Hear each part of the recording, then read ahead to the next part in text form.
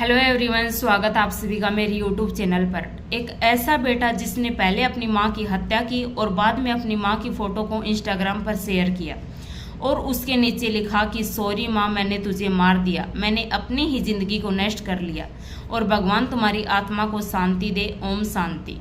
तो सुनने में अजीब लगेगा ना, लेकिन यह घटना सच में हुई है। यह घटना 29 अगस्त को गुजरात के राजकोट की है, जिसमें एक बेटे ने पहले अपनी मां की हत्या की और बाद में इस फोटो को इंस्टाग्राम पर शेयर किया। लेकिन इस फोटो ने इंटरनेट पर पूरा तहलका मचा दिया।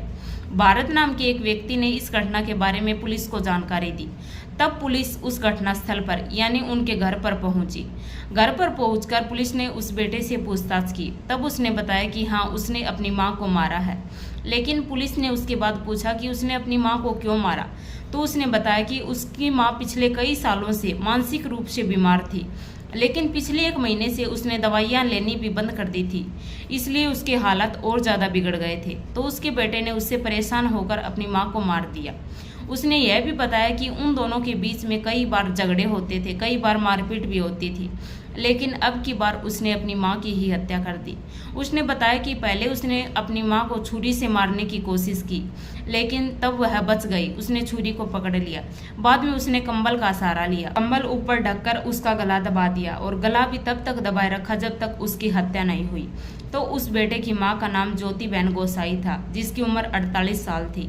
20 साल पहले उसका उसके पति के साथ तलाक हो गया था। उसके बाद से ही दोनों माँ बेटे एक साथ रहने लगे। जब पुलिस ने उसके पति और उसके बाकी बच्चों को फोन करके इस घटना के बारे में बताया, तो उन्होंने उसके डेड बॉडी को पहचानने से इनकार कर दिया।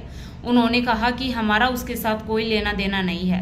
उसके बाद पुलिस ने ही उसके फरियादी बनकर उसकी रिपोर्ट लिखी और उसका अंतिम संस्कार किया। इतनी अभाग्यशाली होगी वो माँ, जिसने 20 साल तक अपने इकलौते बेटे का साथ दिया, उसके साथ रही, उसको पढ़ाया लिखाया, पालन पोषण किया। आखिर में चलकर उस बेटे ने उसको सुख देना तो दूर, उसकी जान ही ले ली।